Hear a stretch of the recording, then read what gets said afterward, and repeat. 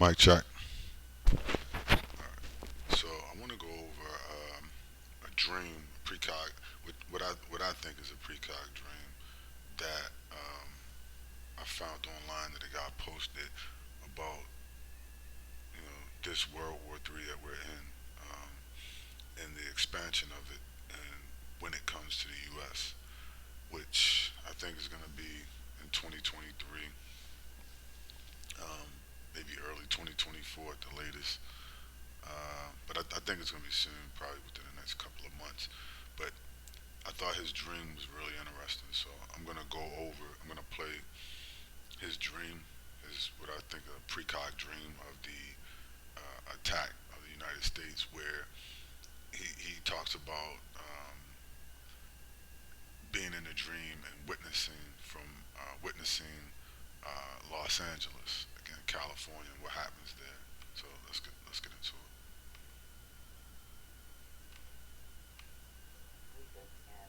And in the dream, I'm at Santa Monica.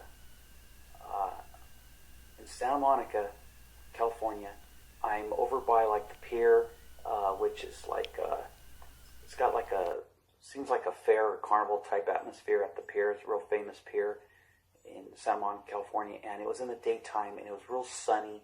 And for some reason, I thought it was the weekend, and everyone was just going about their business. And what happened was we were looking out towards the ocean, and everyone was looking out there, and what we saw was like a foreign navy, and it was either like a Chinese navy, or like the Russian navy, and it was all out there, and there were submarines out there that had surfaced, and they were just kicking it out there, and no one seemed alarmed. It was like entertainment. Everybody was looking at it, checking it out, and wondering, what's that about and whatnot. And everyone started just going about their business and stuff, and just staring at it and wondering what it was all about. There was nothing in the news about it or anything. It was like a surprise. It just showed up, and it was huge. It was all over the ocean out there. And I thought, wow, what's that about? But for some reason, I just had a bad feeling about it. Then all of a sudden, they started launching missiles, all types of like missiles, bombs, so to speak, towards the entire Los Angeles area, the entire coast there, and of the Los Angeles area, that entire harbor there. And they started bombing us, and people started panicking and running everywhere, and then I woke up. So I woke up, and I thought it seemed so. So what I found interesting there was he talked about Los Angeles. He gave some real specific um, key points. Like he said that he was in on the West Coast in Los Angeles. That it was a total surprise. People were seeing the submarines and ships pop up and come in, and that to the California coast around Los Angeles, and they were caught by complete surprise, right? Like no one is expecting it, and so, which is interesting because America supposedly has satellites and radar. And you expect all these defenses, so you ask yourself, well, wow, how could a huge contingent of submarines and ships pop up off of Los Angeles, but the population itself be totally surprised and not warned that this was about to happen. So I thought that was a couple of key points there. So let's continue. Dream number two. I'm over in the northern part of Los Angeles, what they call the San Fernando Valley, and that's where you have like your suburbs and your neighborhoods and whatnot. Mostly huge neighborhoods, San Fernando Valley, and what I saw was chaos. People running around, citizens, Angelinos, if you will, running around everywhere, all over, crying, screaming, in total panic like I've never seen in my life, not even in the movies. And there were soldiers. They were paratrooping, parachuting onto the streets. they were running around everywhere. It seems like the whole place had been invaded. And like I said, I couldn't tell you what the uniforms were for some reason. I couldn't even tell you the nationality of the foreign troops that had invaded. But for some reason, in my heart, I believed it was like Chinese and Russian troops. That for some reason that what was pressed upon me. And they were running around and of course killing everybody. Everybody was getting killed. And they were like wiping us all out. No one was really armed. It's on our side, United States citizen side. No one. It did seem like no one, for the most part, the majority of us were not armed, and everybody was running around, and it was so chaotic. It was scary, and I was running around myself, but more like I was running around, but as a spectator, like looking around and seeing all this. But I could feel it also, and I woke up, and now it was scary because I thought. So in the second part of his dream, he said that he went back into the dream state, and he just saw he was still in Los Angeles again in the dream. I'm assuming this guy lived in Los Angeles. That's why he keeps, saying that he's dreaming about Los Angeles, and he's seeing people being attacked by the troops. And what was interesting about the second dream he had, the same. This was all in the same night. He said he woke up, went back to sleep. He had three dreams. I'm gonna cover all three. And he said in the second dream that, he didn't. What I thought was interesting, and the key points in that one was that there was no resistance. There was no U.S. military resistance at all. So, and I was just curious. I'm thinking like, why, right?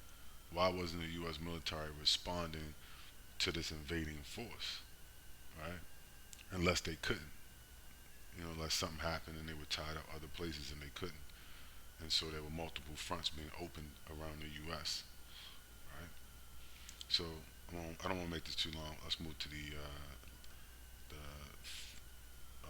last part. Asleep while I was saying that. And lo and behold, a third dream in a row about pretty much exactly the same thing.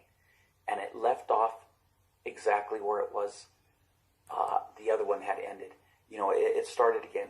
And in this third dream, it showed, it was more like, it was more chaotic, more destruction had occurred, and it seemed like this kept going on and on. It wasn't a one-day thing. And people were running around, and now people are in hiding and stuff like that. And this was the third dream, and there was more bombs, and it was happening all over the United States. I was just seeing the Los Angeles area, but I realized in this third dream that it was actually happening everywhere all over the United States. And what was occurring was, in this next dream, was it was more of the same, but like I said, all over the United States. And I was feeling what people were feeling, and it was utter panic. I can't describe it in words. It was like a hopelessness. Everybody was shocked. That's what the biggest feeling was shocked. No one could believe that this was actually happening, that this was happening to us, because we've never really been attacked except for the Alamo, Pearl Harbor, that sort of thing. And of course 9/11. But nothing like this magnitude, where there's troops running around like this magnitude, and people were in total panic, and I was feeling their heart. It's like it was like nothing I've ever seen before, and I woke up. Now, the fourth, so again, I thought, no way. So I think he has 4 dreams. So I'm gonna cover all of them the same night. And so the key takeaway was that the people were shocked, right? They couldn't believe that they would be attacked and bombed and openly, right? And it's worse than, like he said, it's worse than 9/11. That's the same thing I said when I looked at Dick Allgaier and I looked at the Webbot material and Dick Allgaier and some of the video they posted, and he said, well, this is something like 9/11, what we're seeing here. Well, and I thought to myself, yeah, no, this ain't 9/11. What y'all seeing ain't 9/11, a 9/11 type event. This ain't a one-off, right? This ain't an event where your own people bomb yourself like the Reichstag fire in Germany with Hitler, right? This ain't an event where your own people, in the Saudis, bomb yourself so that you can, start a, fake war on terror and have this whole agenda, play out. This is real, right? This is not 9/11, right? Where somebody blows up a building and then tries to blame somebody and then invades, two countries that really had nothing to do with it, and starts assassinating people all over the world, and North Africa and all over the fucking place, right? And setting up setting up in oil fields everywhere in Iraq and Syria and shit like that, right? So yeah, this ain't. He was saying that in those Dick Allgaier remote viewing videos about an event that they caught came up. And they was like, yeah, it's like 9/11. I'm like, nah, this ain't this ain't 9/11. What they're seeing in those remote viewing reports is this is what they're seeing, right? They're seeing excerpts of this man's precognitive dream of what's about to happen in the United States. So, and it's gonna be, and that's what I mean. Like, it's a total shocker. I mean, if you look at Dick Allgaier's response to the remote viewing report that they did, it's typical of like Americans, right? It's typical. His response is typical, right? It's like, you know, um, yeah. I just say that it's typical, but and most of the responses of people is typical because they have normalcy bias. They think, well, something could happen, but it's not going to be that big, right? And then he says, Dick Hallgeier says something about an event that could change the, that a world-changing event. You know what I mean? 9/11 wasn't necessarily a world-changing event. It depends where your world was. If your world was in, if you was in those buildings, or if you was in Iraq or Afghanistan, maybe, or somewhere where they would, or Libya, or somewhere where they drone striking and carpet bombing the cities, yes. But the rest of the world was insulated. The difference is you're not insulated anymore, Dick Allgaier. That's something that these people can't get through their head. That, see, they think that it's a one-off, thing. They think that they're isolated. The world has changed. This is different. You're not isolated, right? And so most people in America, they think they're isolated from what's about to happen, what's happening, and they say, well, it's in Iraq, it's in Afghanistan, it's in Ukraine, right? It's somewhere else. It's in Venezuela, right? But they're starting to realize with the border crisis, the stuff you did in Venezuela and in Guatemala and in Colombia and in Mexico is now coming across the borders. You're not isolated. You can't, but these people can't get that through their thick fucking skulls, right? That what you do, they say, oh, there's no such thing as karma. This is what they tell people. That what you do, right, you can just keep getting away with it forever. I mean, look what we did to these Negroes, right? What we and these Indians, what we do, we can get away with it forever, and there's no consequences to our actions. This is their mentality. So if something happens, then they're taken aback. Oh, we got a border crisis. No, you don't have a border crisis. You have a can't stay the fuck out of other people's country crisis. You have an exceptional. You have a fucked up mentality. You have a fucked up spirit, right? Where the people, you allow people to go into South America and Central America and create havoc, and then when you get people running out of those countries that you created havoc in, you then you got a border crisis but you won't petition the government, right? You support, your government going in and fucking over these people, and then when you get, you know, millions of people from the countries that you fucked over running across the border, you say, "Oh wow, what's going on here? Something's going on at the border." They say, "Oh my God, I'm shocked. There's a border crisis." What did you think was going to happen? Would be the question. See, you say, "Well, shit, we fucked these Negroes over and these Indians. Not much really happened, right? We bomb these places. We do this. We do that. Nothing really happens. It's called blowback, right? These people don't believe that there's anything called blowback. They don't believe in blowback, karma. You can call it whatever you want. Trade-offs. You can call it whatever you want, right? If you do A, then B happens. I mean, this shit is like kind of elementary. How these people? That's what I mean. The Americanism, the Europeans, whatever. These people live in a deluded reality that's about to get that's about to blow up in their face, literally, right? But let's continue. And had a fourth dream. All this is in one night, mind you. In the fourth dream, it was more of the same, and but it showed people in their homes, and they're in their homes and they're trying to hide. Everyone's trying to hide by now, and more troops are coming in. Foreign troops invading more and more and more. It was a total invasion of the United States. The skies were filled with planes. Bombs were dropping. Tons of United States citizens were being killed. And the enemy, there was really nothing holding them back. It was a total surprise attack, in other words. And the people were utterly shocked, as I was, watching this.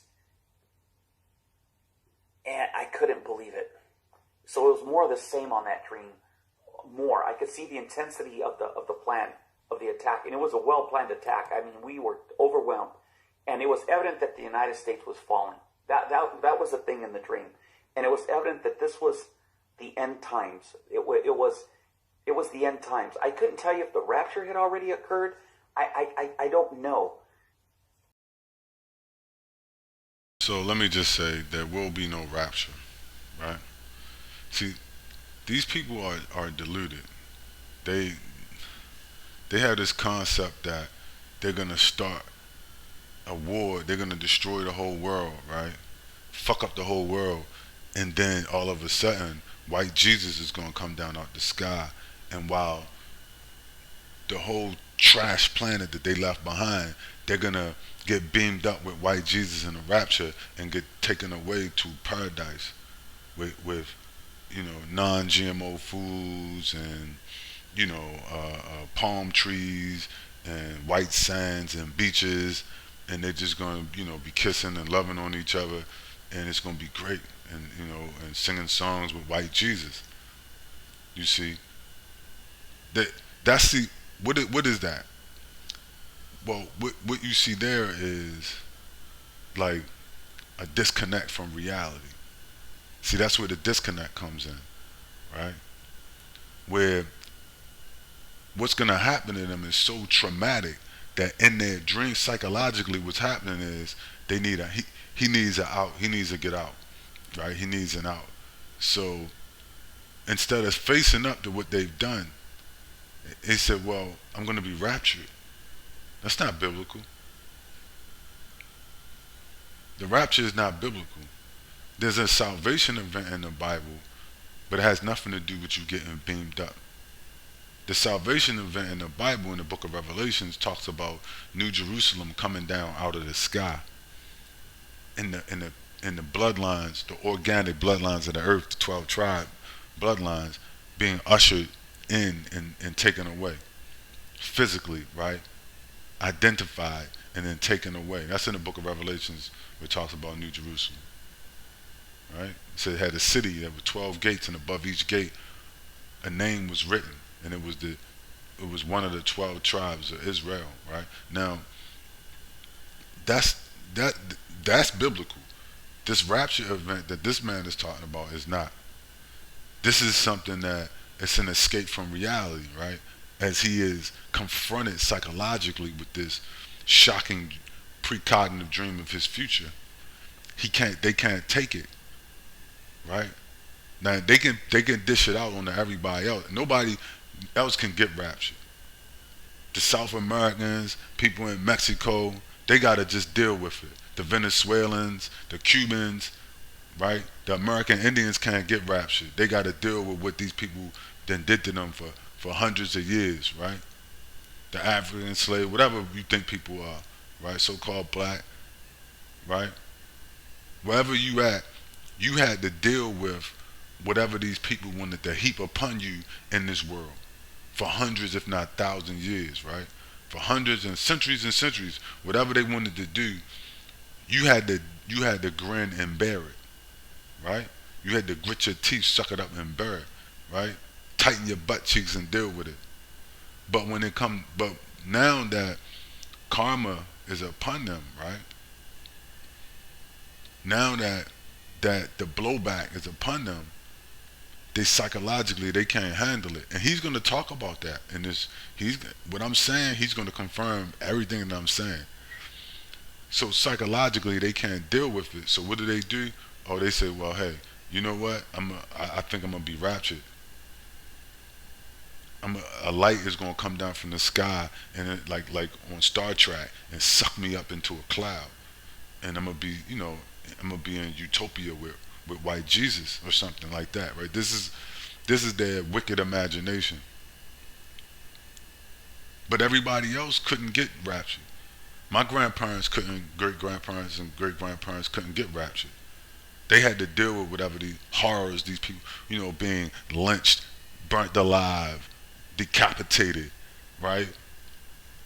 Besieged by, legions of white people, right? Shooting and killing them and raping them, right? And destroying their cities and taking them from their lands and et cetera, et cetera. They had to go through all this horrible shit, like he's describing in his dreams, and they couldn't get raptured though. It wasn't no rapture for them. But when the same thing happens to them, in his mind they get raptured. I'm gonna get hit by a beam of light though, and the whole earth is gonna get destroyed and blah blah blah and etc. And et cetera, et cetera. But not me. I'm gonna be in utopia, cause I had nothing to do with this. Jesus is love. Jesus saves. You people are deluded. So let's listen to the rest of this. That it was during the tribulation. We were in the tribulation. Uh, it was evidence because I could sense the evilness. There was definitely an evilness. It was definitely as a result of evilness of the devil, his plot and whatnot. So when they attack people like Libya, South America, Venezuela, Cuba, Iraq, Syria, Palestine, you name it, Somalia, South Africa, anywhere, when they attack people, it's of God. See, everybody doesn't have the same God, obviously. When they attack people and commit genocide and, whatever, and do all kinds of shit, right? It's of God. But when they get attacked, this hypocrite, this man says, he knew that it was of the devil. Satan had done this to them. So wait a minute, let me get this straight. So in your precognitive dream of the destruction of America, right?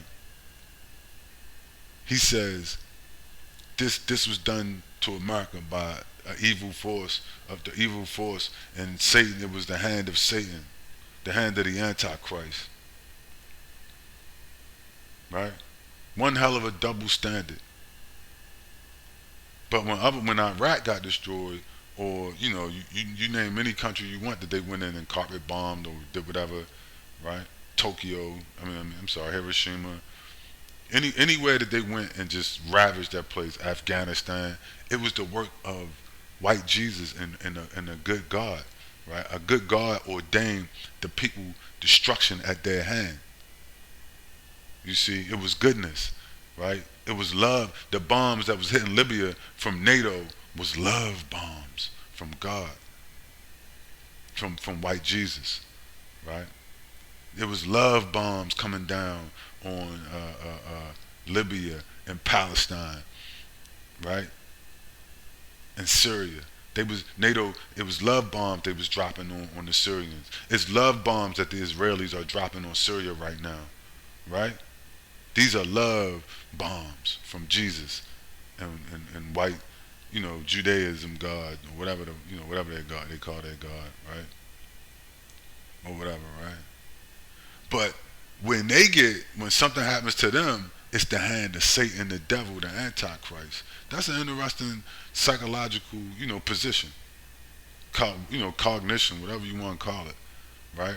I mean, these people have to twist themselves in pretzels to make this shit, to bend this shit into, to try to fit this into reality. But anyway, let's continue. And that's what was impressed upon me was that this was the end times, the tribulation. It was the fall of Babylon. It was the fall of the United States. It was part of the tribulation, and then he contradicts himself and calls the United States Babylon. Everybody knew it in their hearts. I mean, it was evident. This was the end. This is what we've been hearing about and whatnot, and everybody was definitely sensing it. And then I woke up. Then, and lo and behold, fell asleep again. And now this is the 5th time that I had the dream. And the 5th one was the most scariest. On the 5th dream, what I saw was there was a small group of people in the United States, like the militias, like the preppers. They were the preppers, the militia, the conspiracy theorists. The Minutemen, so to speak, the brave. There was a group of people that decided they're going to fight back, and they had their rifles, hunting rifles, their firearms and whatnot, and they were pretty organized for these groups, and they were civilians. It was not the military. It was us, regular people in neighborhoods, got their guns and band together like old veterans and stuff, guys that knew a little bit about fighting and whatnot, and they grouped together and they fought back, and they fought valiantly, and they were like heroes. I mean, they fought to the death, and that was the thing, is they were all killed, they were all slaughtered, but they fought nobly, and the thing is, it was such a small group that it's like they didn't have a chance, but they fought, and they were all wiped out, and they were fighting all over the United States to take back the land, take back our country from the enemy. But like I said, it was almost futile, and it was as if they knew it, but they fought nonetheless, like great Americans, like this country is all about. That this is what we do, and we'll rally, we'll fight, and that's what these guys were doing. So there was a group, but it was a small group. It was a small group, man. And here's the thing, the sad thing on the other flip side of that story was, people were so broken and so shocked about being invaded and taken over that it's like they died without even being killed by the enemy. It's like their hearts stopped, like they died of heart attacks. You know how they say in the Bible, in the end time, the hearts of men will stop? It will cause the hearts of men to stop. It's true. People died. It was so hard on them, such a shock and bewilderment to the people that they died. But if that wasn't enough, the next thing I'm about to tell you in my dream that I saw, it's like a little fly on the wall, so to speak, shocked me the most. The people in the United States, they felt so defeated. What I saw, and I was just seeing what was happening in the San Fernando Valley of the city of Los Angeles. And I was seeing the city of Los Angeles proper, like downtown and whatnot. What I was seeing was, instead of fighting, instead of like at least trying to band together, hide or fight back or do something, the majority of the people, what I saw, were giving up.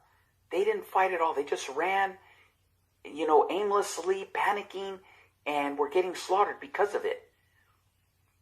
And a lot of people, the next thing I'm going to tell you, and it's hard for me to tell you, and I'm kind of like putting it off, but I'll tell you, the next thing shocked me, but I couldn't believe I was seeing it, but there was tons of people that instead of fighting or hiding or something, they killed themselves.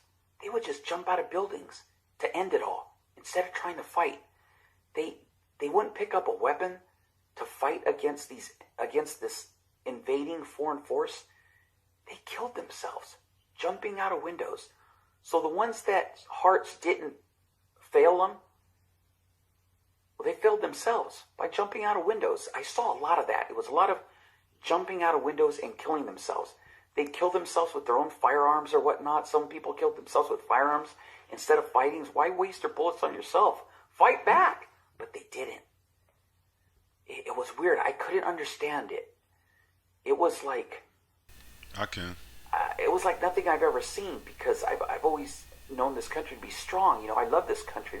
It's easy to be strong when you don't have any resistance, right? It's over for these people, right? He said he couldn't believe it, right? They were cowering, running, giving up, killing themselves, shooting themselves with their own guns rather than fight back, right? I mean, I'm not surprised by that, right? It's easy when you can sit back and say, oh yeah, I voted for these people, this the army, this the military, yeah, they go bomb a country, right? It's easy. That shit is easy. And you just watch it on TV, right? Watch them bomb Afghanistan, bomb Iraq. You watch them bomb, Russia. You know what I mean? Give weapons to the Ukrainians and let them bomb Russia, Belgrade, Crimea, wherever, right? Moscow. That's easy. And then you put on like a flag, a Ukrainian flag, or you throw up a flag and all that kind of shit, and start cheering and talking shit and puffing your chest out. I mean that's super easy. And then you go to Starbucks, right? Put up a flag and then you say, yeah, bomb those, Iraqis or those Syrians or those Libyans or those Palestinian terrorists. Start calling people terrorists who ain't never did shit to nobody really, except try to defend themselves from people invading their country, right? That shit is easy. And then you go to Starbucks or McDonald's, eat your GMO, nasty ass food, and slap each other on the back and talk about how exceptional and great you are, and get gay married. You know what I mean? Or whatever you do, go transition one of your children from a boy into a woman, a girl. That shit is easy, right? This is different. See, he's explaining to you what reality is, the consequences of your actions. When that come back, now you got people, all of these so-called tough guys jumping out of windows, killing themselves, right? Because they can't take it. You see, they can't take the oppression. The same shit that they dished out to everybody else, they can't take it, right? Or that they let happen and watch happen without any protest or anything. They can't take it. So they kill themselves. They start killing themselves with their own weapons, right? And they start, jumping out, out the window. You see? That's the spirit, that's the true nature of these people coming out. That doesn't shock me at all, because I know these people. You see? That doesn't shock me at all.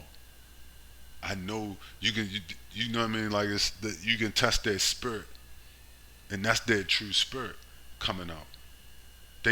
What's gonna happen is this precognitive dream that this man is having is gonna come true.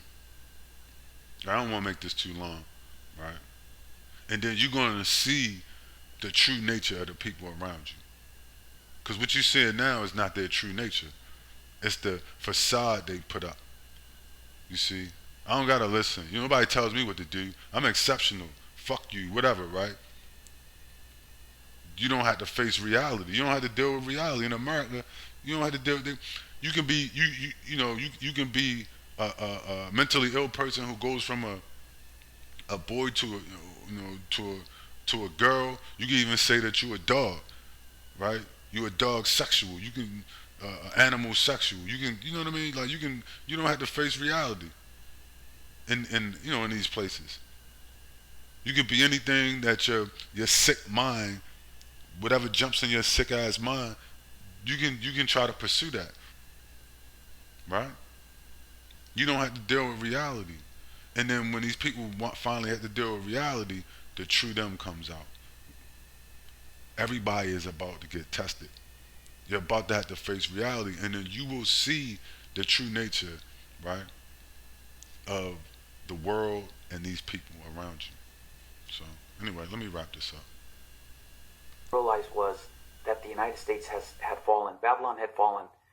You know, this great country, this country that was so famous, this empire of so many years. You know, number one country in the world for gosh, as long as I can remember, and you know, and read about, and yet all fallen so quickly, so easily from a surprise attack.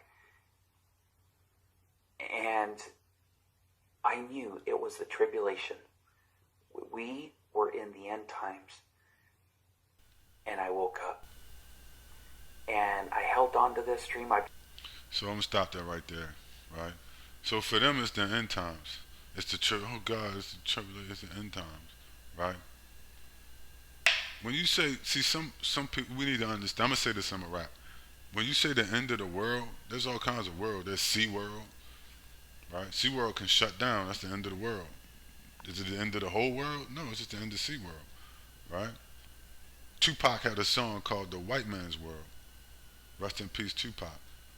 You see, it may be the end of the white man's world, right? In America, you see. So there's many worlds, right? So when they say, well, it's the end times, it's the end of the world, not in that sense. Not in like the world is not going to get evaporated and disappear. The planet is not going to get blown up by aliens and turned into an asteroid belt. Now, personally, your unrealistic view of the universe may get shattered and blown up and disintegrated, right? And that's the end of your world, right? But it's not the end of the whole planet. It's not the end of the world. You see? No matter what happens, it's not the end of the world, right? And so that's why you don't lose all hope. You see, these people are gonna lose all hope because they never been really had to really never been tested the way that they're about to be tested, right? And so and so that's why you hear the desperation in this man's voice when he says, "Oh my God, I seen the tribulation, I seen the end of the end of the world." I think that shit is funny. I'm like, really? No, man, it's not the end of the world. It's the end of your world, not the world. And your world has to end. You see? So your world has to end so people can stop running across the fucking border and stay in their own countries. Right? They can stay in Venezuela. They can stay in Cuba. They can stay in Haiti. They can stay in the Dominican Republic. They can stay in Colombia. They can stay in, Iraq, Afghanistan. They can stay in Turkey. They can stay in Africa. They can stay in Eritrea. They can stay in Ethiopia. They can stay where the fuck they from.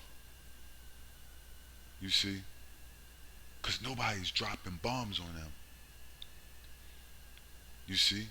So they can stay with their own family, in their own culture, around their own people, right? And if you want to see their ass, you can go visit them, and y'all can have a cultural exchange or whatever, right? But you don't have people running for their lives all across the planet. So if some people's world has to end so people can get their life back, then it's probably a good trade-off. You see, things change. Nothing stays the same, right? The only thing guaranteed in life is change. You see, and so now we're just moving into a time of change. You see, I mean, wouldn't I mean people say, oh, certain things is terrible. Change is hard. Birth pains are hard. But wouldn't you like to live in a world where people can stay in their own country, right? And what you had to, but you had to ask yourself, what would that take? What would it take for Indians to stay in India? What would it take for people from Venezuela to be able to stay in Venezuela? What would it take for people in Ukraine to be able to stay in Ukraine? People in Palestine or South Africa or Eritrea or Ethiopia or Libya or Syria, right? What would it take for them to be able to stay in their own fucking country? Is the question. What kind of world would we have living where people can stay where they at and not be running for their fucking lives all over the planet, diving in the fucking Mediterranean, dying by the hundreds and thousands, diving in the Atlantic Ocean, right? Trying to find where is swimming, where is the white people is at, where is somewhere safe, where can I get some humanitarian relief, right? I talked to a chick, I'm gonna say this and I'm gonna go. I talked to a chick, young chick, and I was in South America, and she had no idea what was behind all of the economic crisis. I do, in Venezuela and all these places, right? She had no idea about the sanctions on Venezuela or Cuba or different things, right?